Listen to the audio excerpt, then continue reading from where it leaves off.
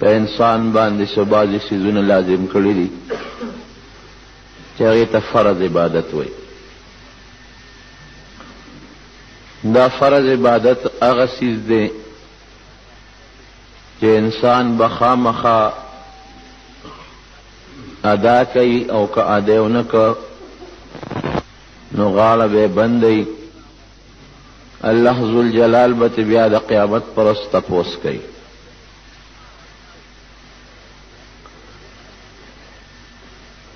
د خدای پاک حق او د بنده حق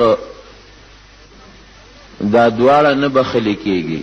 او باقي ګناهونه الله په توبه بخي. د الله په حقونو کې یو حق چې دی نو هغه د فرض عبادت دی. البته د خدای خوښه د یو قانون دی او یو د الله رحم دی. دا ما چې کومه خبره ده نه بخل وکړه دا د الله قانون دی او یو د خدای رحم دی. نو که خدای رحم کوي او د هغې د پاسه هم بخي نو الله له اختیار شته بخلی شي. نو دغه فرضو څیزونو کې یو څیز مونځ دی. مونځ په ټولو عباداتو کې یو اهم عبادت دی. د رب العالمین سره مناجات او رازداری ده تر دې حده پورې چې د دواړو جهانو سردار مبارک فرمایي چې الصلاة معراج المؤمن، چې دا مونځ د مسلمان دپاره معراج دی. لکه څرنګه چې نبی علیہ السلام یو سفر کړو هغه سفر په معراج یادېږي او په هغه سفر کې نبی کریم صلی الله علیه وسلم د الله سره څه پټې خبرې کړې وې. دغه رنګې دا مونځ د مسلمان دپاره دی دی الله ته مخامخ ودرېږي او د خپل خدای سره رازداری کوي. نو یو خدا چې د الله سره رازداری ده، د خدای سره ملاقات دی، د خدای سره پټې خبرې اترې دي. او دویم دا دی رونو چې مثلا څوک دا مونځ اونه کي نو رب العالمین دله سخت او مضبوطه سزا ورکوي. تر دې حده پورې چې حدیث پاک کې راځي نبی علیہ السلام فرمایي کم انسان چې مونځ اونه که نو دی به د قیامت په ورځ د قارون سره او د فرعون سره او د حامان سره ملګري. قارون د موسی علیہ السلام لوی دشمنو چې ځمکې ځان ته جذب کو ځان ته راخ کو، او فرعون هغه کسو چې د خدای دعوی کړې وه او حامان د هغه وزیرو. نو فرعون چې د خدای دعوی کړې وه والله بیا په دریاب کې غرق کو. وی دا سړی چې دا مونځ نه کوي نو د الله ذوالجلال د حکم مطابق به دی د قیامت پر ورځ د دغه ظالمانو کافرانو سره ملګری به الله دې مساتي. او یو بل حدیث کې ظاهر داسې راځي چې من ترک الصلاة متعمدا فقد کفر. چا چې قصدن مونځ ونه کو پرېښود، یو خو یو سړي ته عذر پېښ شي نو قضا به وکړي، او یا د مونځ دپاره عذر شته دی نه په ولاړه نشي کولی په ناسته دې وکړي، په ناسته نشي کولی نو په ملاسته دې وکړي، په اشاره دې وکړي. زه بیا هم یو انسان دی مثلا داسې سخت عذر پرې راغی چې هغه بعضې اوزار شته دی چې هغه په وخت کې مانځه ته جوړ نه شو، بې عذره چې مونځ یو سړي قضا کوی نه که د دواړو جهانو سردار مبارک فرمایي دی کافر شو وی فقد کفره. او د احمد ابن حنبل رحمت الله علیه مذهب هم دا دی چې دی کافر دی. هغه د حدیث ظاهر ته ګوري لکه څنګه چې سړی د کفر کلمه و یا بت ته سجده وکړي او دی پې کافر کېږي. امام احمد ابن حنبل هم دقه وی دی کافر شو.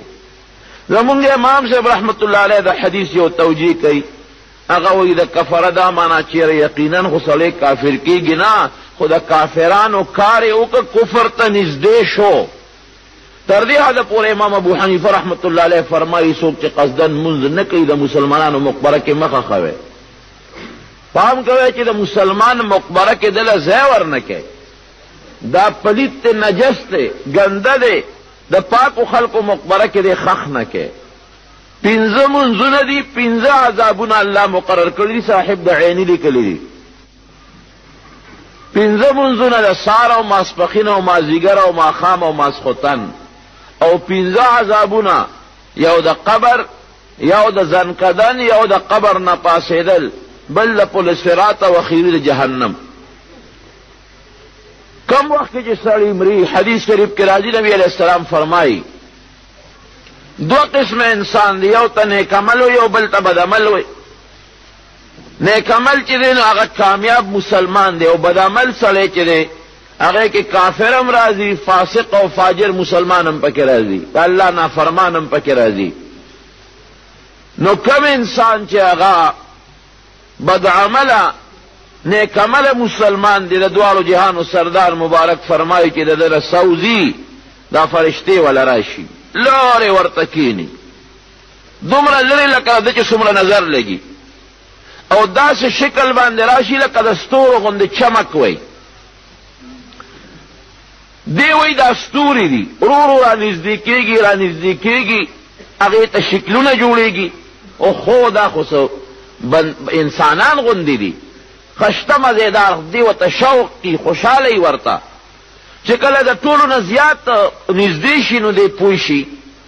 چې دا خو فرشتې دي. ګوره ناګهاني نه راځي چې دې هیبت کې واقع نه شي، دی ونه یېرېږي، دومره الله خیال ساتي. دې خواله وله راورسېږي. دغې فرشتو کې یو فرشته ملک الموت چې کوم فرشته د مرګ دپاره مقرر ده، هغه ملک الموت د انسان ته مخ ورواړي چې ستا په دنیا کې ټیم پوره شو، او دې نه پس تا له به صادر نه وباسو. او پیغمبر علیہ السلام فرمایي چې دغه زنکدن وخت کې ورته خدای پاک مخامخ عذاب د دوزخ هم وښیي او جنت هم ورته الله وښیي، مخامخ چې شمدې دې وویني. فرشتې ورته یا هغه مخامخ جهنم ویني، داسې جهنم نبی علیہ السلام فرمایي چې یو بل کې ننوځي، د هغې لمبې لکه د غرونو غوندې یو بل کې ننوځي، مخامخ دا جهنم دې وویني. وي دا یینې او دا یینه مه وي، دا ستا ځای و، تا له هم دا ځای تیار شوی و، خو تا نیک عمل وکړه، الله دې خوشحاله کړه، نو دې ځای نه خلاص شوې، مبارک دې شه. دې ځای له به ته نه ځې، ستا په ځای بل کافر به دې له ورځي، او مخامخ په جنت کې د ده چې کوم مقام دی هغه ورته وښیي، وي هغه مخامخ جنت وینې، دغه ستا د ورتلو ځای دی، نو دې خوشحاله شي. اوس چې یو سړي ته ښه نعمت میلاوېږي د دنیا په دې بېکاره نعمت، هغه بیا څه کوي؟ هغه دنیا څه کوي؟ دې لپاره الله دا وکړي چې یو خو زنکدن دا سالک په تکلیف وځي، په دې پوه نه شي. او دویم دا دی چې دې دنیا پسې خفه نه شي، لکه د نیکانو متعلق الله فرمایي لا خوف علیهم ولا هم یحزنون. نو علما دا معنا کوي چې دنیا پسې به دی لا خوف، راتلونکې زمانه کې قبر حشر کې به هم په یره ني، هیبت به ني، او لا هم یحزنون دنیا کې چې کم بچی پاتې شو، مال پاتې شو، اولاد پاتې شو، بنگله پاتې شو، دې پسې به هم دې غمجن نه شي، او دې ښه نعمت به وویني، جنت به وویني، د جنت خوشحالی به وویني. دې به داسې وي چې اوس وزرې مې وي چې د جنت ته ور والوتې. بیا هغه ملک الموت به ورته یا ایتها النفس المطمئنه ارجعی الی ربک راضیة مرضیه، ای اطمینان والا نفس، ورته باندې څه هیبت نشته، هیڅ قسمه یره فضا هیبت در باندې نشته، روزه لغونې په اطمینان سره، ته به هم خوشحاله، الله به هم درنه خوشحاله. نو دا نفس به روزي جناب په داسې اسانه ښکلې طریقه به روزي چې د انسان ته به تکلیف ونه رسي، بلکې حضور پاک مبارک یو مثال ورکوي لکه د مشق نه چې اوبه ساسي، یو ساس کې اوبه نو مشق ته ضرر نه رسوي، دقه رنګې کما تسیل القطرة، لکه څنګه چې یو قطره بیږي من السقا د مشق نه، دقه رنګې د ده نه دا سا روزي ده ته پسې تکلیف ونه رسېږي. ملک الموت ډیوټي خلاصه شوه، ملک الموت صرف د سا د روښکو دپاره دی چې دا سات ملک الموت راوباسي، نورې فرشتې ورسره چې کومې راغلي دي هغې ورته فورا هلشه به مونږ له سا راکړه، فورا یې ترې واخلي. یو رب ته سترګې نبي علیه السلام فرمایي ملک الموت سره نه پرېږدي، یو رب ته سترګې فورا یې ته هغې واخلي خپله قبضه کې. هغې فرشتو ځان سره د جنت نه کفن راوړي، خو خشته مزېدار اعلی قیمتي او خوشبویه خوبصورته دغه سا چې ده نو هغه لکه دلته کې مونږ دا مړي دا جوسه په کفن کې نغاړو، دا چې د ده کوم روح دی دا هم په کفن کې نغښتلی کېږي، نو د جنت په هغه کفن کې ونغاړي، خوشبویي پې پورې شي او مزېدار یې ونغاړي. او حدیث کې راځي یو د بل نه اخلي او مال یې راکه، بل یې مال یې راکه، لکه چې زوی ډېره موده پس پیدا شي که نه یو یې د یو د لاس نه اخلي بل یې د بل د لاس نه اخلي بل یې د بل د لاس نه اخلي دغه رنګې دا سا یو فرشته د یو نه یو مال یې راکه بل یې زه مال یې راکه بل یې مال یې راکه بل یې مال یې راکه په دغه طریقه باندې جناب اسمان ته وخېږي اسمان کې حدیث کې راځي په دې فضا کې فرشتې الله مقرر کړي ډېرې فرشتې خورې ورې دي دې فضا کې نو چې څومره فرشتې په دې فضا کې خورې ورې دي نو یو بل نه تپوس کې دا خوشبویي را باندې ولګېده دا خوشبویي ده څه ده یو د بل نه تپوس کې دا خوشبویي ده څه ده اخر کې د فرشتو نه خبر شوي دا د فلانکي مسلمان چې د فلانکي زوی دی د فلانکي کلی دی د هغه د روح دی د هغې نه خوشبویي دی نوم یې ښکلي نوم والي حدیث کې راځي فیذکره باحسن اسمائه د انسان مختلف نومونه په دنیا کې خشته مزیدار نوم یې واخلي هغې ورته دعا کوي خدای پاکه دله خو ډېر لوی جنت ورکړي وایي فرشتې ورته دعا کوي د ده د برکت نه نن په مونږ خشته خوشبویي ولګېده زمونږ زړه روښانه شو په دغه طریقه لومبي اسمان ته ورسي چې ویې رسئ هلته دروازې دي په دې لومبي اسمان کې دا فرشتې ور وټکئ هغې ورته وایي څوک یې وایي د فلانکي م څه کې وایي د فلانکي مسلمان سا مې راغشتې ده او هغه بره علیین ته رسوم هغې ورته دروازه کوله وکړي استقبال یې وکړي حدیث شریف کې راځي د یو اسمان نه تر بل اسمانه پورې فرشتې د جلوس په شکل کې بوځي یشیعه الملائکة من السماء الى السماء تشیع دې ته وایي لکه یو سړي په ډېر ګڼ تعداد خلک راشي او استقبال ورته وکړي بیا ځان سره بوځي یو میلمه راشي او خلک وله مخې له ورشي ګڼ تعداد او هغه میلمه ته مخکې ودي ورپسې وباسي او زندهباد نارې وباسي دقه رنګې د یو اسمان نه بل اسمانه پورې فرشتې په جلوس کې بوځي جناب څومره لوی اعزاز دی دا مسلمان دا روح به څومره خوشحاله وی الله دې موږ دغه روح وګرځئ دویم اسمان کې بیا دروازه کوله وشي اووم اسمان ته ورسئ هلته یو لوی بیت دی یو مقام د علیین ورته وایي هغې کې د اندراج وشي لوی مقام دی هلته یو څه د مسلمانانو د ارواحو هلته کې یو صدر دفتر دی هغې کې رجسټر کې نوم ولیکلی شي پلانکي تاریخ د نه سوت او دې وخت کې راورسېد بیا جناب که دې شهید دی د عرش د سوري لاندې به حدیث شریف کې راځي لها قناديل معلقة تحت العرش تصرح من الجنة حيث شاءت ویدی دا پارا جالی دی دا ملاشت زین دی آرامگاہون دی دا اللہ دا عرش لان دی او جنت کی چی کم دی چکر لگی نو دا اجازت دی او کچرتے عام مسلمانین و علیین دا خوشحالی یو مقام دی دا جنت غند خوشحالی خو نشتا خو دا خوشحالی یو مقام دی اگر کی یو بل سر دا روحون یو زیش یو بل سر گپ شپ لگئی یو بل سره ملاویږي باقاعده روحونه مسلمان تر دې حده پورې چې صحابه کرامو کې بس وفات کېدل نو بل صحابي به راغی ورته به ته خو مړ کېږې قریب دې سال وځي خو که ته مړ شوې نو ګورې په پلانکي مسلمان به زما سلام وایي ښه یو صحابي بل ته وایي وایي که ته د مسلمانانو روحونو ته ورورسېدلې نو به نبي علیه السلام زما سلام ووایه یعنې صحابه به یو بل باندې سلام لېږه مړو پسې نو معلومیږي دا چې دا روحونه یو بل سره هلته ملاویږي یو ځای یو بل سره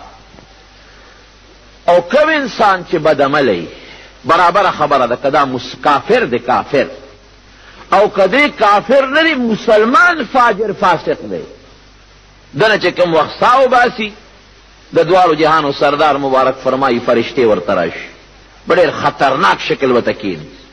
دومره خطرناک شکل چې ابراهیم علیه السلام یو ځل د مرګ فرشته اسرائیل علیه السلام راغی نو دې ورته وویل ته مسلمان له په کوم شکل راځې او کافر له په کوم شکل راځې راته ځان وښایه وی طاقت به ونه لرلی شي وی نه وښایه راته ځان وی ښه ما ته وګوره چې وی کتل مسلمان له چې په کوم شکل راته هغه شکل یې وښو ډېر مزېدار اعلی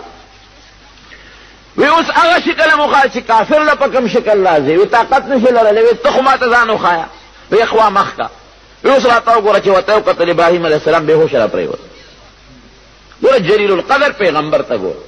بیا ورته ملک الموت لګیا دی دا لاس پې وله مږي او صاحب زړه باندې لاسونه راکاږي ورته چې هوش کې راغی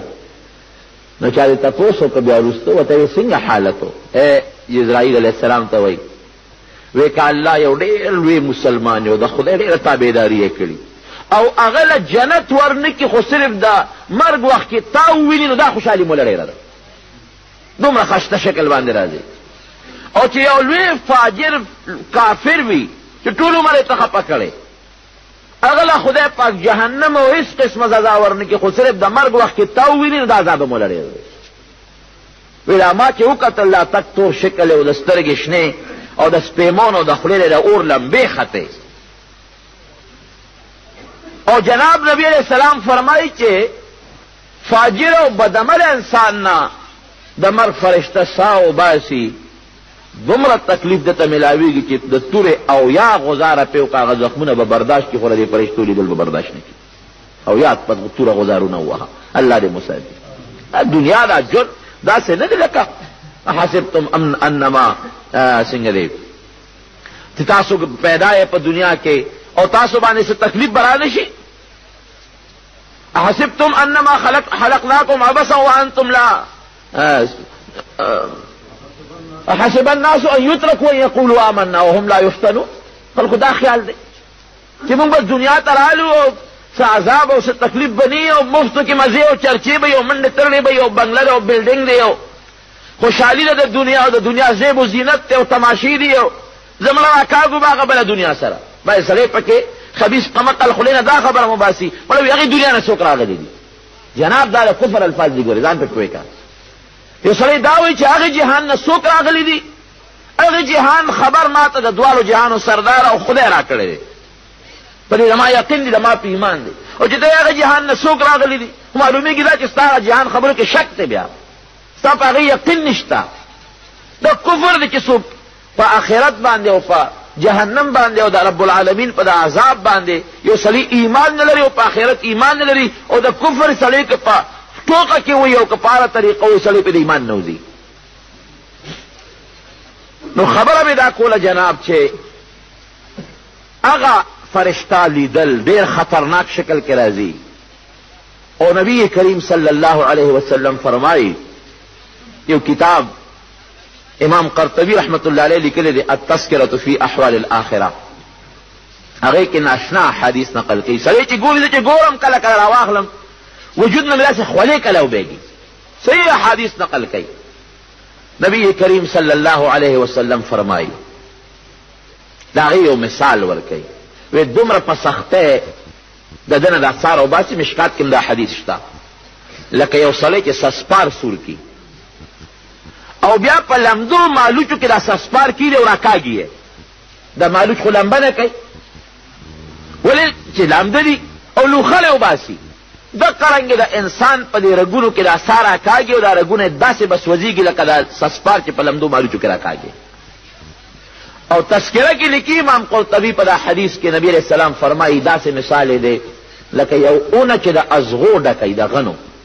او د انسان په دې وجود کې بند یو د هغې یو څانګه په یو رګ کې خوره شوي او دا څانګې ټولې د غنو نه ډکې او دا اونه ترې راکاږي. تر دې حاله پورې پیغمبر علیه السلام فرمایي مشکات کې دا حدیث هم شته، وایي چې دا سا ترې راوباسي نو د انسان د رګونو د غوښو دا وینې او دا قطرې هغې پورې نښتي په دې روح پورې، دومره تکلیف سره دا سا راوباسي. او دا فرشته چې ورته وایي دا سا ته وایي روزه خبیثه نفسه، نو دا سا ته خوره شي په دا رګونو کې، دا نه روزي. د مسلمان هغه خو نیغه را روانه شي، دا خوره شي او بیا د رګونو کې داسې خوره چې دا فرشته په زور راکاږي. الله دې مساتي. نو جناب چې څنګه راوباسي نو هغه د مرګ د فرشتې ډیوټي ختمه شوه، نورې فرشتې ورسره ناستې یو رب ته سترګې نه پرېږدي، فورا ته هغه سا والي مونږ له اوس راکړه. نو هغوی جناب د سجین مقام نه یو څښا ګنده ټوټه راوړي، مسحه ورته وایي. دا ټاټ دا ماشومان چې سکول کې پکې نه که نه خاورو کې پروت دی سوتلی نه چې کوم جوړ دی دقې ته مسحه یو څښا ټاټ راواخلي او دا سا په هغې کې بنده کړي او بدبویي تیزي او دې انسان نم چې سا وباسي نو جنت او جهنم ورته وښیي. هغه مخامخ جهنم ستا ځای و، جنت ستا ځای و، دغه وګوره جنت ته خوشحاله وته بدبخت الله دې خفه که خوشحاله دې نه که اوس د هغې په ځای به هغه جهنم ته ځې. چې د مرګ وخت کې دا خوشحالي ویني چې دې نه محروم شم او دا عذاب ویني چې دې له ور روان یم چې ښه تکلیف پې تېر شي. فرشتې چې واخلي نو دا اسمان ته خېږي اندراج دپاره. نو چې اسمان ته اندراج راوړي نو په لاره هغه فرشتو باندې بدبویي ولګي. یو فرشته بل نه تپوس کوي لکه دا بدبویي ده څه ده، بل نه تپوس کوي. اخر کې دې فرشتو نه خبر اطلاع ملو شي دا فلان کې د ده چې کوم په دنیا کې خراب نوم هغه یادوي. کم چې خراب نومو ښه نوم نه یادې ابو جهل خراب نوم ابو جهل دی خراب او خطرناک نوم چې کم سپک نوم دی هغه نوم بوله واجب دا فلانکي د فلانکي زوی د فلانکي کلي دی دا هغه روح دی فرشتې وی خدای د باندې قلانت نازل کړي ګوره فرشتې ورته خیرې کوي دوی خو خدای تباه کړي ویل او صبور دا هلاکت خیرې ورته کوي د ده برکت نه نن په موږ بدبویي ولګېدله هغه روح یوسي خیرې ورته کوي لومبي اسمان ته ورسوي هلته دروازه ټکا شروع کړي ورک ولاو کوي څه چل دی فلانکي د فلانکي زوی مراوړی دی فاجر دی یا کافر دی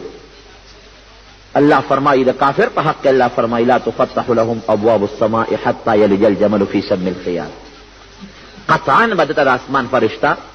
دا دروازہ کلاو نہ کلاوی دا روح لال شی جناب سجین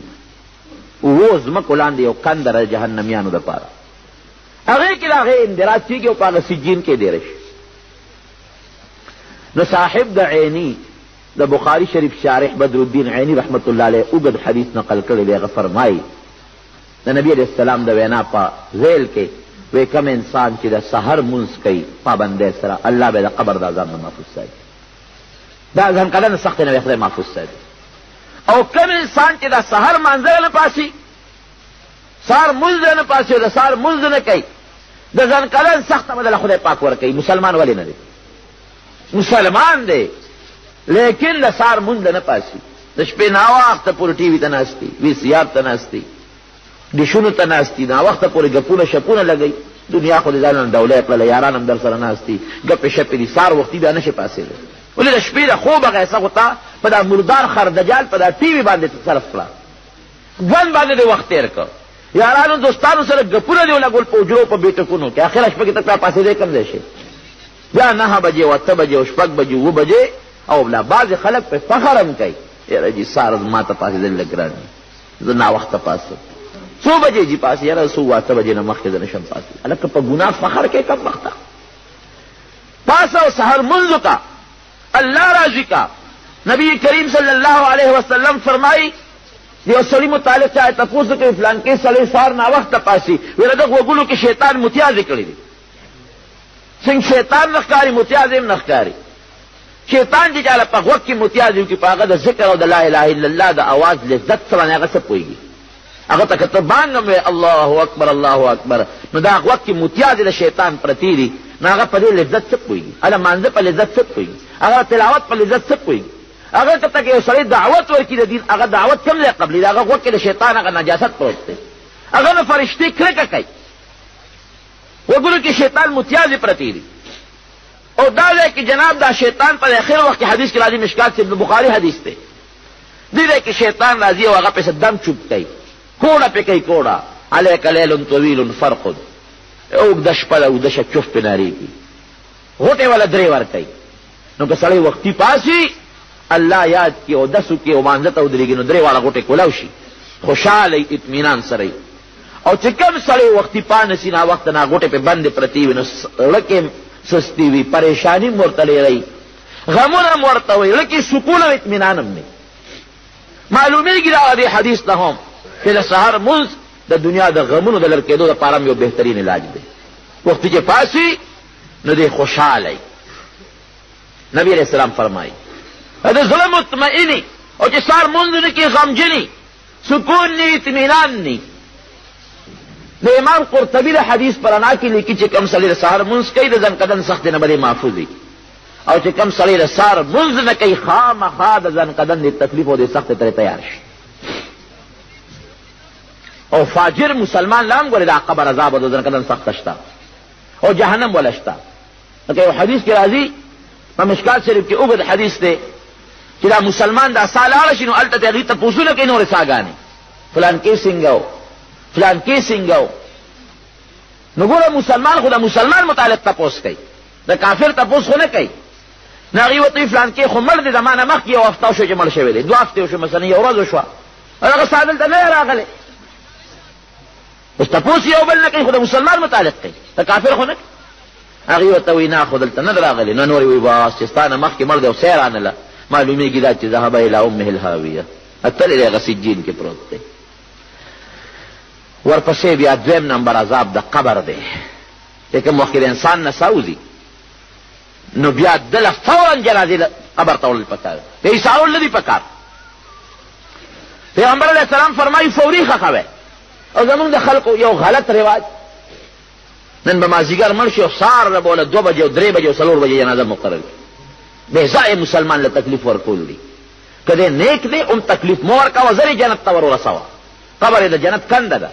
او که دی فاجر دی زر یې ور رسوه، ځان ته خلاصوه. که دوزخي دی فوري به ښخی مړی، شپې ته به هم نه پرېږدی. زموږ مولوي صاحب د خدای پاک وبخښي، د هغه په وصیتونو کې یو وصیت ده، هغه به وی ګورې که زه سهار مړ شم چې غرمې ته مې پرې نه دی، که غرمه مړ شم چې شپې ته مې ګورې پرې نه دی، که مازدیګر مړ شم چې شپې ته ما پرې نه دی، فوري به ما ښخوی. هماغسې هغه په وصیت مونږ عمل وکړو. نو مړې دا پرېښځه لپاره ورېږه فلانکې را شي او فلانکې به راورسي او اعلانونه به وکړو، جنازه به درنه شي او جشن به مونږ جوړ کړو د مړو نه. لوډ سپیکر والي په ټوله دنیا کې سر دی اعلانونه کوي فلانکې مړ دی او جنازې له راشي دی، فلانکې چا له جنازې له تللی خو ته ورله اعلانونه کوې. ټوله دنیا په مخ اخېستې.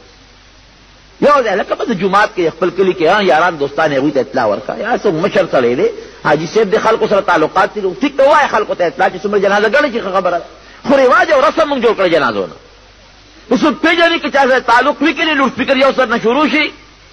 دا موږ خلک دی مړو ته ځان ښه کوو. لکه دا لوډ سپیکر به وګرځو، یو سړی دی د هغه مردو کې تعلق دی، شیرپاو کې تعلق دی، میره کې تعلق دی، د هغه عثمانزو کې تعلق دی، د هغه چارهده کې تعلقات دي، یو خلک دي ګیلې کوي. نو که دی وګرځوي نو بیا هم څه خبره ده. هم فوري کار کول پکار دي. ټیمونه ولا مه ورکوه چې مړ شو بس فوري دې ښخوه. د پیغمبر علیه السلام د وینا مطابق عمل کوه، پرېږده مه مړی. موږ دنیا خلک به راغونډه وو او دا سک دی او دا قبره کنه وه او دا اوس پسې قولبې څاروي حلاله وه او دا جانمازونه راوړه او دا صابونونه راوړه او دا سخاتونه دي راوړه او شابه اوس غریب مسافر دی، درک کې نه لګي، غریب دی، ځان نه خبر هم نه او نه لګي. موږ پې غوبل پې جوړ کړی. مړی زموږ د شریعت خلاف او جمدې زموږ د شریعت خلاف، واده او خادم شریعت اصولونه خلاف او مړی شریعت اصولونه خلاف. بس مړی دغه کفن دی، دغه 5 جامې دي، د ښځې دپاره او سړي دپاره دغه 3 جامې دي، خبره خلاصه ده. ته مړي هېڅ خرچه ستا نه لري. او بیا عقیده د قرض پورې دی، هغه پې خلاص کا. په ده باندې کوم پردي قرض پورې نه خلاصوې. او تا خیراتونه او څښاتونه شروع کړي دي، ذمه بنده ده، غاړه بنده ده. ما یو چارهده کې دکاندار سره ناست وم، زموږ د کلي دکاندار دی، کپړې دکان دی، هغه سره ناست وم. یو سړی راغی، ما ته مولي صاحب ته خو نصیحت وکړه. ما یې ولې؟ ویل د ده پلار زما دوستو او دا د ده له واده لپاره ما نه قرض سودا وړې ده. او دی راته وایي چې ګورې که زه مړ شم دا زوی مې در کوي. د ده له واده لپاره ما نه قرض سودا وړې ده. او جناب هغه مړ شو، د ورپسې جمعه مو وکړه، اوس خاتونه یې مو وکړل، او څلوېښتي یې مو وکړه، او کال یې مو وکړ، او د دنیا دولت یې برباد کړ. زما هغه قرض نه را کوي. هلکه دا خو قرض مخکې دی. الله بنده زه قرض خلاص کړم، پلار غاړه دې بنده ده. وی بابا به خپل کار کوي، مې دا خیراتونه ورپسې ولې کوې؟ په جون به یې ورکوو، په قرض یې ولې سودا اخېسته؟ مې دا خیراتونه ولې کوې؟ خلک مې شرموي. بیا زه هغه چې څه خیرات پې کړم دب ته پرېوتم. نو ډېرو خلک غریبانان یې لکه اسخات مات دې پرېږده او خلک بسوئ. ښه نو چې نیت دې دا چې خلک بسوئ، نو هغه دې م ډب ته وغورځوه. دا چیز اصل شی د مونځ په ده پورې دی، د هغې فدیه ورکړه. زکات پې پورې دی، اول اخلاص کا. حج پې پورې دی، غاړه ول اخلاصه کا. روژه پې پورې دی، د هغې فدیه ورکړه، غاړه ول اخلاصه کا. د مسلمان قرض پې پورې دی، د هغې غاړه اخلاصه کا. دغه نه خلاصوي جشن کې او خیراتونه دي او څښاتونه دي او صابونونه دي، په صابونونو بخلې کېږي. د بنده حق د خدای حق پورې دی، هغه نه ورکوي. جشن نه جوړ کړی دی، مړي نه جشن جوړ کړی. دې نه ځان ساتئ. اول د بنده حق او د خدای حق دا مقدم کا. هغې نه پس که ته خیرات هم کې او ته څښات هم کې او ته هر څه کې. او نن سبا زمونږ د مقبرو څښاتونه توبه وباسه، توبه. هسې د مولیانو د شرم یو شی م جوړ کړی دی. علما اخلی ګورې تاسو پښتانه. ما یو ځل رکې اوچت شو، ګرانو محترم یو راته قسم دی معلوم. پرون دغه ځای کې ما یو ملک باندې چې مسله کوله، ټول علما کرام ما سره ناستو، ما مسله کوله، هلته کې په څښاک باندې لګیا او د عوامو خلکو پې جګړې کولې. ایا وایي مولیان په څښاک جګړې کوي. مېرا مولیان دي ته ورته وګوره، کم یو پکې مولا دی؟ یو د تره دی، بل د پلار دی، او بل د ماما دی، ستا ورور دی. یو وګوره مې مخامخ هغه دی نه ولاړ دی، یو پکې مولا شته؟ خو ته اوس د کوره راووتې او رومال ریښه دې تا وکړه. اوس تاسو څه پېژني په عمردو کې چې دا تورنګو علامه دی او که دا پښتون دی؟ دا عمرزو نه راووتی ورې خلې سر نه توکه تورنزو مړي ورالې نو تورنزوال تاسو پېژنې چې دا د عمرزو پښتون دی او که دا ملا دی دا ځان ساتئ له دې څیزونو نه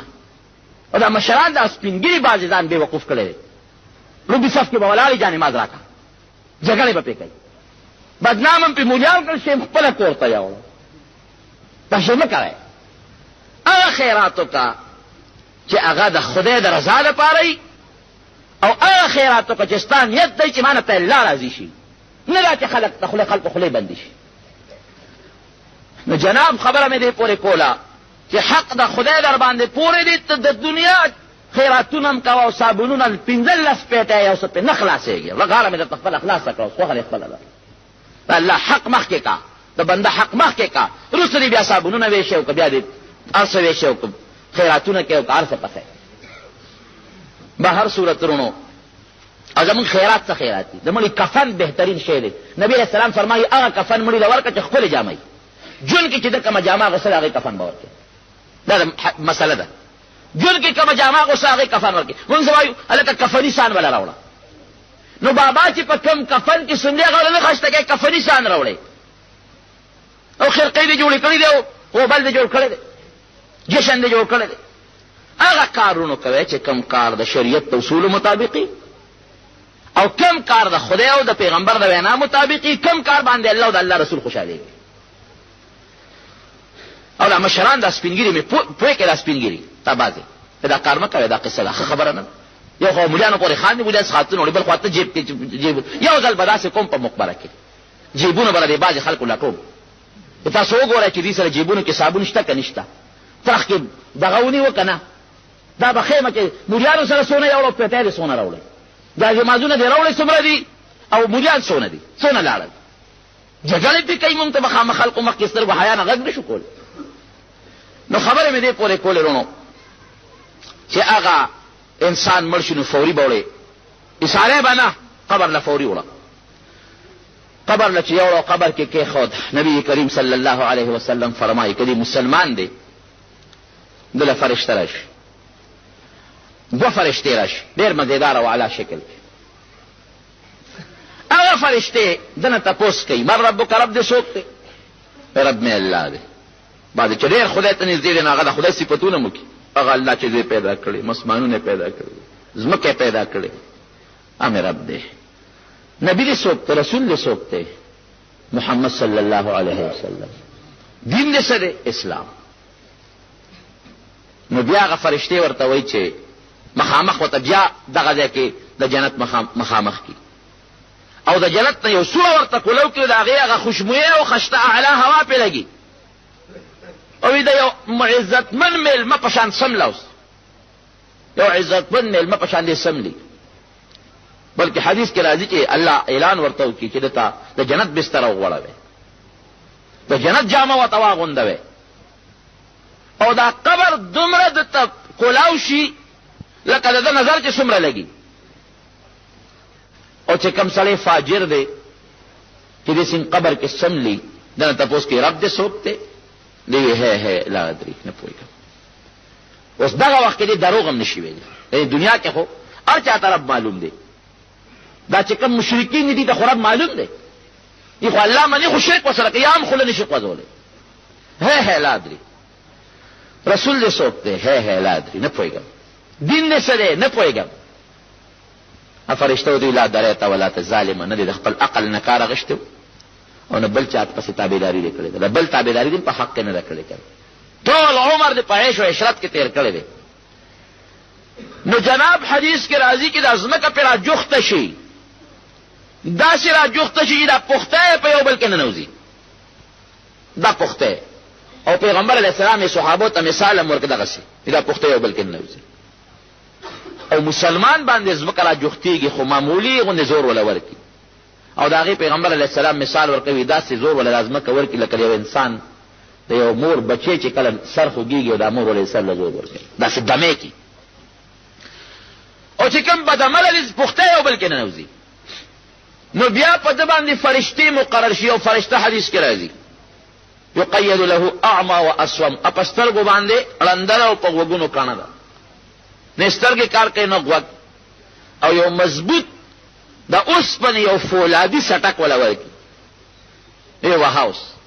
نو هغه خو په غوږونو باندې کڼه ده، د اواز خو نه وري چې رحم یې پرې شي. په سترګو ړنده چې دغه ویني د وجود دا ذرې ذرې او دا ویني زوی چې رحم یې پرې شي، نو درز ورکوي. نو چې هغه ولا درز ورکي دا وجود یې ذره ذره شي، ټوټې ټوټې شي، نو بیا زور جوړ شي، نو بیا ووایي دغه عذاب په مقرر.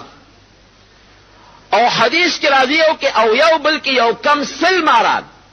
دا په الله مقرر کې تنین راځي اجدها چې وته مونږ وایو. او دغه اجدها په سرم لټک ورکوي او په لکیم تک ورکوي، 2 ټکه ورکوي. او د دنیا مار نه دی، د آخرت مار دی. د دنیا مار چې سړی اخري نو شواروس کې دنه یا سړی ملک یا که شواروس کې بچو نو بیا ورو جوړیږي، یو شواروس پورې زهر په تیزی کې رواني. او د آخرت د مار متعلق حضور پاک مبارک فرمایي چې یو ټک ورکي دومره تیزی دا زهر کوي چې او یو زرو کالو پورې دا یو ټک تیزی رواني، او یا زره کاله. او دا په لکیم ټک ورکوي او په سرم ورکوي. او یا فرض کړه یو کم سل نه او یا ماران فرض کا دا ټکونه ولا ورکوي، دا به بیا عذاب مقرر. او یو بل حدیث کې نبی علیہ السلام فرمایي دغه مار دومره خطرناک زهر لري که د هغې یو ساس کې دنیا ته را پرېوت، وی دنیا کې دا شنه بوټي دا نظام به اوچ شي، دومره خطرناک. دغه عذاب په مقرر دی. د جهنم بدبویي ورته را روانه ده، او دلته چې کوم بستر دی هم د جهنم دی، او دلته چې کوم عذاب مقرر دی هغه هم د الله سزا ده. نو صاحب دا قرطبي لیکي دا حدیث د نبی علیہ السلام پرانا کې پیغمبر علیہ السلام نه نقل کوي چې کوم انسان د ماسپخین منځ کوي ابا خدای پاک د قبر د عذاب نه محفوظ ساتي، او چې کوم انسان د ماسپخین منځ نه کوي دله به الله د قبر عذاب ورکوي. خوښه خپله ده، کوی که نه کوي. د سهار په مانځه دغه نه خلاصېږي، د ساده وتونه نزعینه زنکدن، او د ماسپخین په مانځه د قبر د عذاب نه خلاصېږي. او که نه کوي د سهار مونځ د زنکدن سخته به وي، او که د ماسپخین نه کوي د قبر عذاب به وي. دا عذاب د خدای په علم کې چالو شو، خدای هر فلم په چالو وي. بلکې حدیث کې راځي چې دا یو چغه دا دونه چغه وایي چې سوا د انسان او د پیرینو د حیوانات یې موري، داسې مضبوطه چغه دی. وبس پړلی پروت دی. قبر خو د جهنم کنده دی او جنت باغ دی، نبی علیہ السلام فرمایي. بل پکې درېیمه خبره نشته. ورپسې بیا د قبر نه پاسېدل دي. نو حدیث شریف کې راځي نبی علیہ السلام فرمایي چې کوم نیک عمل انسان دی او بل شپېله والي چې خلک د قبرونو نه پاسي، نو دې باندې سترګې وغړئ. اذا هم من الاجداث الى ربهم ينسلون، چې سترګې دې وغړئ نو یو خشته ښکلی شکل به راشي، دته مخامخ ودرېږي. دې باید تپوس وکړي ته څوک کې د معلوم بیا سترګې پته ولګېدې. ستا د دې مخ نه خو ما ته تازګي معلومېږي، ستا د مخ خو ما ته داسې خوشحالي کې راوځي، ته څوک کې؟ ابه ورته وایي زه ستا نیک عمل دنیا کې زستا د پاسه سور او ته مې خپلو مزو ته نه پرېښودی، پابند کړی مې وي، او نن زه تاله راغلی یم زما د پاسه به سور شي او د الله حساب کتاب میدان ته به دې بوځم. نه ورته ټیټ شي دا مسلمان نیک عمل انسان پې د پاسه سور شي او میدان د حساب کتاب ته یې بوځي. او چې کوم سړی بدعمله دی چې سترګې وغړوي اوس خاص شکل باندې سترګې ولګي، ته څوک یې هم بیا سترګې مې پته ولګېدې. ستا د مخ نه خو ما ته غم راځي، هیبت او یره را باندې راله، وایي زه ستا بد عمل وم دنیا کې ته زما د پاسه سور او مزې دې کول، اوس ټیټ شي چې زه در باندې سور شم او میدان د حساب کتاب ته دې بوځم. نو مشکات شریف کې حدیث د نبي علیہ السلام فرمایي چې هغه سره هغه چوکۍ دا سړی پې غوی نه وي، د ستنې والا چوکه دا سړی را ټیټ کړي او پې د پاسه سور شي، او شانه والا هغه چوکۍ ورکوي او نه هغې د حساب کتاب میدان له بوځي. او کم سړی چې بعضې نیک عمله بلا بل شاني هغه چې سین سترګې وغړئ په دې لاسونو خپو کې به الله د وزرو طاقت پیدا کړي، دته به یو خشته رڼا ښکاره شي، نو دی به نیغ ورواړي هغه رڼا له به ځان وروسي. هلته چې وروسي هلته به ورسره فرشتې په جګړه شي، فرشتې به ورته څه کوې؟ وایي دا راته خشته ښکاره شو، دا لاسونه خپې مړه کړو دلته راورسېد. وایي دا کوم ځای دی؟ دا خو جنت دی، جنت دروازه ده، ځای واپس عملنامه را سره شته؟ نه مونږ سره خو عملنامه نشته، او عملنامې نه بغیر دلته څنګه راځي؟ ځای چې حساب کتاب وشي نو بیا وایي یاره مونږ خو حساب کتاب نه یو خبر، او قبر نه پاسېدو لاس پې مخودو دلته رالو. هغې به ورته وایي چې دا عملنامه یو ګیټ پاس غوندې دا خلک چې یو ځای ته ځي که نه یو پاس ورسره اوس یې عملنامه راوړه چې نه خو تاسو موږ نه پرېږدو. وایي په دې بحث و تکرار کې به یې د الله طرف نه به ورته اواز وشي چې ای فرشتو دې سره بحث مه کوئ، دا زما ډېر نیکان بندګان دي، دا بې حسابه بې کتابه به جنت ته ځي. او بعضې خلک به دی چې دا سترګې وغړئ نو په دا سپېمو کې به ورته زنځیر واچوي او راکاږي به پل مخې، دې به چغې وایي چې صبر وکړئ ما سره خو حساب کتاب وشي که نه. ای به ورته وایي تا راوړې سړي چې در سره حساب کتاب وکړو. سپېمو کې به زنځیر ورته واچو. کم زنځیر؟ الله ته مو ساتئ. حدیث کې راځي نبی علیه السلام فرمایي دا د وجود به م غټي، داسې به نه لکه د پاکستاني وجود چې دی، مضبوط وجود به یو غاښ به د احد د غر عمری. د سپېمو کې ورته زنځیر واچوي او د هغې زنځیر یوه کړی که د دنیا په لوی غر کې دی نو دا غر به زرې زرې ځکي، هغه ورته واچوي د سپېمو کې راکاږي به. او بعض انسان به دی چې د هغه دا شکل به د خنزیر او جهنم ته به رواني، د بعض انسان شکل به د خري جهنم ته به رواني، د چا سر به لاندې خپې به پورتې او جهنم ته به رواني. الله دې مساتي. نو صاحب د قرطبي دغه حدیث کې لیکي، نه خطا شم، عیني صاحب د عیني شارح د بخاري هغه لیکي چې کم انسان د مازدیګر مونځ کوي د قبر پاسېدل به مزیداري، او چې کم انسان د مازدیګر مونځ نه کوي ته صلات وسطا ویلې شوی دی، د مازدیګر مونځ کم انسان نه کوي د قبر نه پاسېدل به په دغه تکلیف باندې وي. د مازدیګر د مانځه روغ لوی اهمیت دی. دغه وخت کې او د سهار د مانځه وخت کې فرشتې بدلېږي. د ورځې فرشتې چې د مازدیګر مونځ سړی وکړي دا روانې شي اسمان ته لاړې شي، نورې راشي شپې لپاره. هغه د شپې فرشتې چې کله راغلي وي چې سهار مونځ وشي نو هغې بیا بر اسمان ته خېږي، د ورځې نورې فرشتې راشي. نو الله یې تپوس کوي، الله پې خبردار دی خو تپوس کوي تا چې راتلی بنده څه کول؟ وایي چې مونځ یې وکړه، الله مونځ یې وکړه، الله خوشحاله شي. چا مونځ یې کړي تاسو چې راتلی څه مو کول؟ مونږ خو الله ډېر انتظار وکړو خو هغه کمبخت مونځونه کړو را روان شو. خدای پاک پسې ونه خفه کېږي. او ورپسې بیا د سورات یو لار دی، یو پل سورات دی د جهنم په شا باندې. د حشر د میدان داسې دی لکه جزیره غوندې، او جهنم پتې ګیر چاپېره خدای تاو کړي نو بله لار به دي چې ته د حشر د میدان نه جنت ته دې په سمه به ځې. نو یو پل د سورات، نری پل دی، نری د ویښته نه باریک او د تورې نه تیره، او چې کوم مسلمان نیک عملي لکه د برېښنا غوندې او څوک لکه د هوا غوندې. او که ته دا څنګه نن سبا خو هغه مثالونه درته خدای پاک ښولي، هغه ځای نه تور بیلې نه بجلي په دا نري تار کې را روانې شي دلته په سیکنډونو کې را رسي. د ټیلیفون دا تار هم لا نشته، په کم طرف په هوا کې دا اواز په کم ځای نه را رسېږي. اوس خو هغه نظام ختم دی. دلته به کاغذ ورکړې او په سعودي کې به وځي مشین کې، دلته کاغذ ولیکه هغه مشین کې ورکه، هلته سعودي کې به هغې نقل وځي. نو به هر صورت چې کم سړی نیک عمله دی خدای به نیک خدای پاک پورې باسي، او چې کم سړی بد عمله دی نو په دغه چې د خدای طاقت ته سره نه ده، خدای توفیق نه، نو په دغه پول باندې څوک نه شي بیا جلد تلی شي، دی پکې غورځېږي، په هغې بیا دی نه شي تللی. نو صاحب دا عیني لیکلي دي چې کم سړی د ماښام مونځ کوي د پل سورات تل به ورته الله آسان کړي، او چې کم سړی د ماښام مونځ نه کوي نو بیا په دغه پل سورات دی نه شي تللی، به خامخا لاندې غورځېږي. پل سورات باندې تلل عبور ممکن نه، جهنم ته به غورځېږي نو بیا به خدای وباسي. او ورپسې لویه سزا د جهنم ده، الله دې مساتي. مختصر درته وایم خو ډېر اوږد حدیث دی. جهنمیان چې کله جهنم ته وغورځېږي دا وجود به پکې سوځي، دی به چغې وایي، دی به اوږې به شي اوږې، الله ته به چغې کوي خدایه مونږ له ډوډۍ راکړه، اوږې شو. نو زقوم د مارجړی بوټی دی، تریخ هم دی، سپغ هم دی، غنم دی پکې. هغه وله وټکوي نو وراوبړې وخوره، نو چې دی هغه خولې ته کړي خو غریب اوږې دی څه به وکړي؟ نو نماری کې به ونښلي، دی به چغې کوي خدای پاک اوبه راله راوړئ. الله به فرشتو ته حکم وکړي ورشه اوبه وله راوړئ، نو اوبه وله راوړئ. نو هغه اوبه به څه وي؟ ابه د جهنمیانو دا وینې زوې به د جهنم په دې ویښ کې به یو ځای کېږي،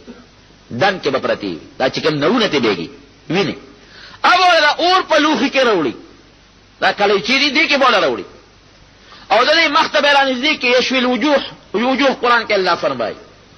چې دې مخ ته رانږدې کړي، نو حدیث کې راځي د مخ دا سرمن به چې په هغه لوښي کې را پرېوځي، مخ به تش هډوکي پاتې شي، او په دې خوله به یې ورواړی دلته کې مری کې بلا یې نښتې ده، فقطعت امعاءهم، دا کلمې به ترې لاندې وغورځوي، او دا باقي اوبه به راوالي په دې سر بیا ورته فرشته ورواړي. دغه خو خوراک دی، او که شکل خراب شي اوس بیا ترې واپس انسان جوړ شي چې دې عذاب دا خوند اوسه کېږي. او وجود دومره غټ چې دې کم ځای کې پر لت غځي او کینی ابه دومره لکه 48 میله مزل جدې نه مکې مکرمه پورې مثال نبی رسول الله ورکړي 48 میل کې بدناسته دی ویله دومره غټ وجود چې خدای وسوځيږي خچغه وباسي ویلی بچغه وی الله تعالی زر کال یو روایت کیو کې او یا زر کال بچغه وی یا خدای پاک په مونږ باندې لاول به د جنت هغه داروغه ته چغه وی ابو له جواب نه ورکړي نو چې زر یا او یا زر کال چغه وی نه به ته انکم ماکسون والله خدای د خوای مطابق څومره د خدای خو هغه پورې په کې نو څه چغه وه نو بیا به الله ته چغه وی یا زر یا او یا زر کال نو خدای به جواب ورنکي نو بیا به تاسو راځي چپ کیږو په صبر خدای خوشاله چې ویش بم نه کو نو زر یا او یا زر کال اختلاف دی واکې دی به چپی غږ بنه کوي بسواء جزعنا ام صبرنا ما لنا من محيص کې چغه وو کې چپکی په دوارو کې نه خلاصيږي بیا به الله ته چغه جوړي یا زر یا او یا زر کال چې بیا الله ته چغه وي الله به جواب ورکي څه جواب ورکي اخسئوا فيها ولا تكلموا شخ شي کور شي چې ما سره خبرې ونکړي چې کوم بدعمل مسلمانان دي خو به خدای وباسي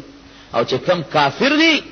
اب په جهنم کې پراتی نو تذکرہ کې قرطبی لیکلی دی حدیث نقل کړی دی وی پراته او جهنم کې لاندې بس سیخونه میخونه د خپو کې بینه نوځي وینه او زونه به بیگی نو بیا به یو کافر الله راوالی فرشتو ته به حکم وکړي د اوس په صندوق کې به بند کی ناغه صندوقونه به یو د بل لپاره ته کیږي اور په کې بلیږي لکه څنګه دا په زمون په دې دا او وخت په دې بټای کې د اخرته قط په قط پرتی دا اور په کې بلیږي او د جهنم سر به خدای بند کړي نه ختمه دو پورې سزا به ته ملاويږي دا کافر سزا ور ایمان الله دې مو ایمان محفوظ کړي سړی ایمان یاوړ او سزا ملاوي شي ځل خو به وځي کنه او که سړی کفر سره لاله خو همیشه لپاره تبعیدا نو جناب د ماسختن منځ چې سړی پابندۍ سره کوي ورته کې حکمتونه الله خېری ماسختن یو سړی پاسي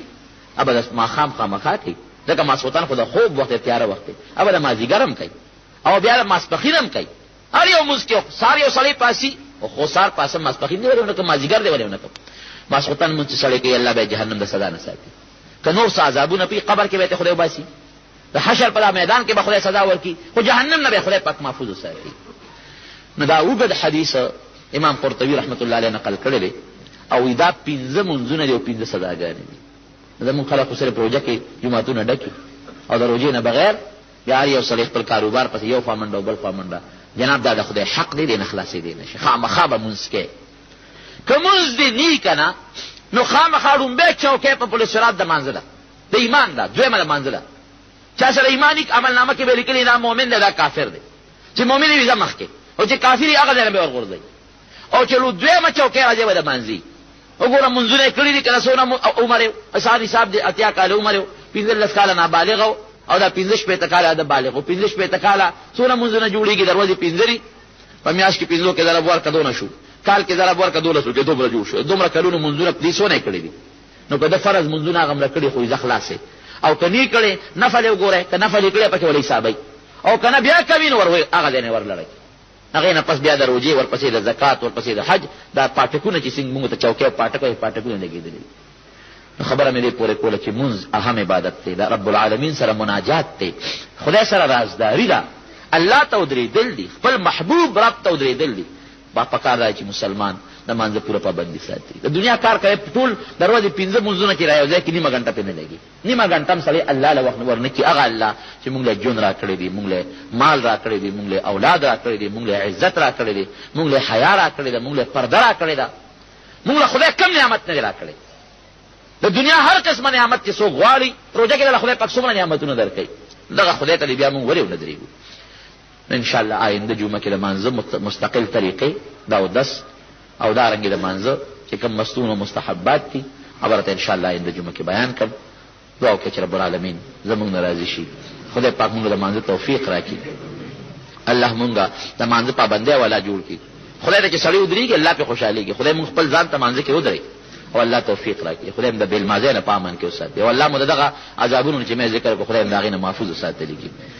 الله مریضان له شفا ورکړي قرضداران د قرض نه خلاص کړي موږ د حلال رزق نصیب کړي رب العالمین د دنیا او د آخرت د مصیبتونو تکلیفونو غمونو نه الله پامن کې وساتي دعا کوي افغانستان مسلمانانو ته خدای پاک امداد وکړي الله ته امداد وکړي خدای ته نصرت وکړي او چې دا کوم مقابل ظالمان کافران دي چې دا غي مرګي خدای خپل قهر ته تبا کړي او مسلمانان ته محفوظ ساتل کې. څومره مجاهدین دي په مقدس مکه، الله د ټولو امداد وکړي.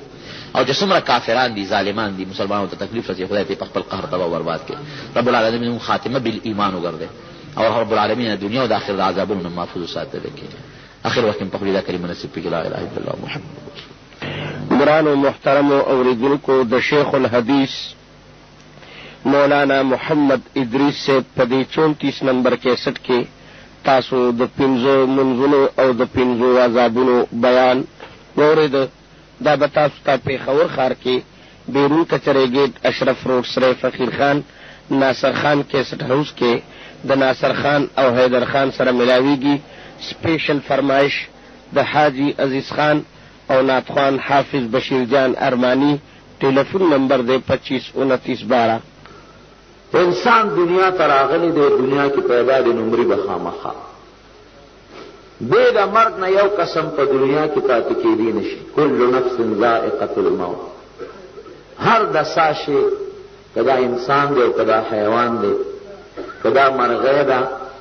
او کدا کبان دي، کدا انسانان دی که پیریان دی که فرشتي دي، د مرګ دا سکه به یو ځل خامخا کوي. یو د الله ذوالجلال ذات نه فنا کېږي. خدای له مرګ نشته، الله له بیماري نشته، خدای له ځنکدن نشته، الله له سرخوږي نشته او الله له زوال نشته. باقي کې یا څومره تاسو د دنیا د کائنات او د نظام وینئ، دا به داسې ورو په قلار قلار، یعنی یو ځل به د خدای یو لوی افت راشي او د ځمکه اسمانونه او غرونه ټول بدل ویلی شي. خبره دا ده چې یو لوی ورځ را روانه ده چې هغې ته د حشر ورځ وایي، د حساب کتاب ورځ ورته وایي. په دغه لویه ورځ به زمونږ د رب العالمین د ذات سره ملاقات کېږي او موږ نه به الله پاک د یو څو خبرو ضروري تپوسونه کوي. مرګ ته م وایي راځي او زه یې منم، کافر هم وایي راځي او مسلمان یې مني. خورونو یو خبره درته وکړم،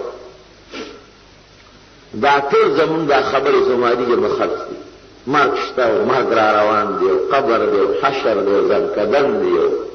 حساب کتاب دی. دا څوک پکار دی چې دا مرګ شته او دا قبر شته، نو ما دې لارې له چې د خطرې دا لار ده او پکې ماران او د لمانان او د دنیا د خدای عظیم عذابونه پراته دي، هغې له مې د تلو څه انتظام هم کړی دی او که مې نه دی کړی. لویه خبره ګورونو دا ده، مرګ دی او مرګ راځي. مرګ خو به بېشکه راځي، د هغې نه خو د چا پلار هم نشي خلاصېدی. لو كانت الدنيا تدوم لواحد، لو كانت الدنيا تدوم لواحد لكان رسول الله فيها مخلدا. شاعر وایي وی که دنیا د چا لپاره همیشه کور وي، نو د ټول نه لوی همیشه ژوند به چا ته میلو شوی و؟ رسول الله صلی الله علیه وسلم ته. ووایه په یو کس یو ځل درود شریف، اللهم صل وسلم على سيدنا ومولانا محمد وآله وصحبه اجمعین.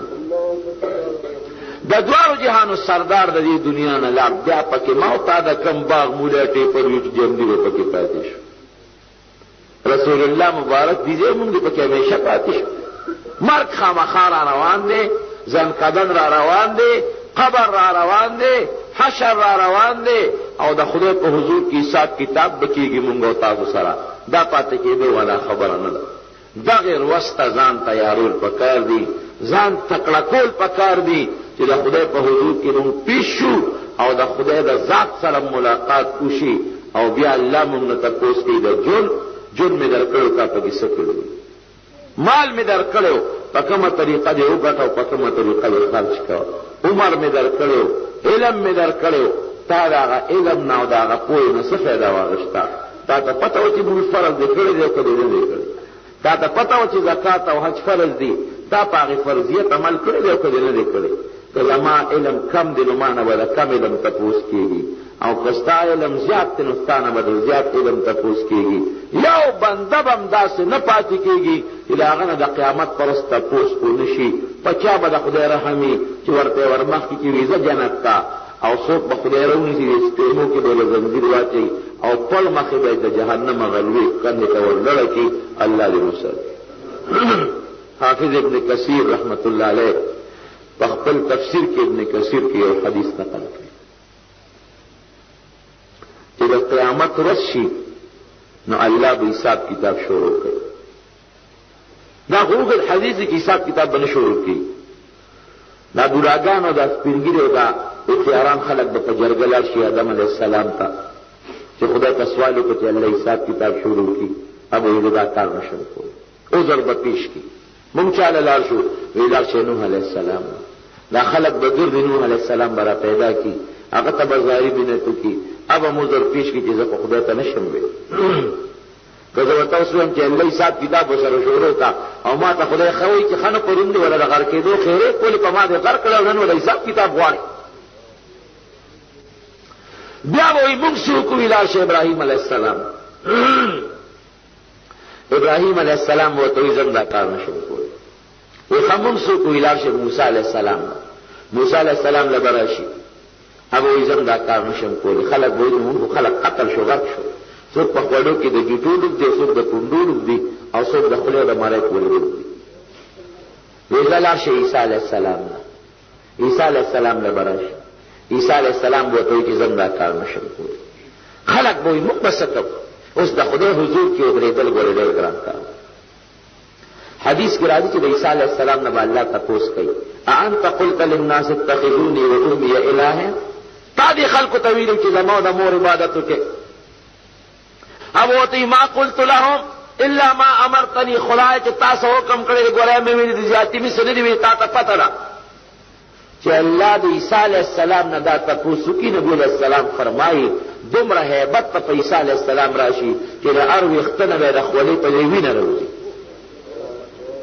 چې د عیسی علیه السلام دا حال دی د نوح علیه السلام دا حال دی بیا مو تا پکې تم کو جاګانی عیسی علیه السلام به بیا وی چیرې ضرورت یو شخصیت کو التلار شه وی چر تلار شو ویلا شه اخر زمانه پیغمبر ته پیدا ورو مونږ تاسو ګرړې زیات خوش قسمت یې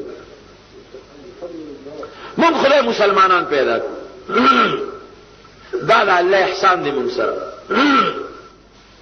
او بیا په مسلمانانو کې یو ډېر ښکلی پیغمبر امتیان پیدا کړی دا د الله ډېر لوی فضل دی نو دا خلق براشي د دواړو جهانو سردار نبی علیہ السلام برا پیدا کی چې د خدای په حضور کې سفارش وکړه چې الله حساب کتاب شروع کړي د دواړو جهانو سردار فرمایي مقام محمود کې به سجده ولګو د عرش لاندې او د دنیا د یوې هفتې برابر د سجده بر دواړو جهانو سردار ولګي الله ته بجاړي فریاد وکړي وروځه پس د دنیا الته یو ورځ ده حضرت جبرئیل علیہ السلام به ولا راشي اذا الله راولې ګلم سال تو سوال کوا چې ته سوال کین خدای به درکړي اشفاع تو شفاع سفارش کوا ستا سفارش به قبلي نبی علیہ السلام بلا سپورت کی د ټولو نامخ کې به د حساب کتاب د شروع کېدو سوالو کی چې الله حساب کتاب شروع کا او دا غي نه پس به بیا زمو ستاره دي ګناګار او متیانو د بخنه سلسله شروع شي حافظ ابن کثیر لیکي چې حساب کتاب شروع کیږي د بخاری شریف حدیث ته نبی علیہ السلام فرمایي چې موږ د ټولو وروسته د دنیا ته راغلو خو د ټولو نمخ کې حساب کتاب به ما زما امت سره وکړي او جنت ته آدم علیہ السلام او ابراهیم علیہ السلام علی د جنت دروازې له ټک ورکوي او ورننه ودی با چې ترسو زما امت جنت ته نه داخل شي دا څومره لوی منقبت دی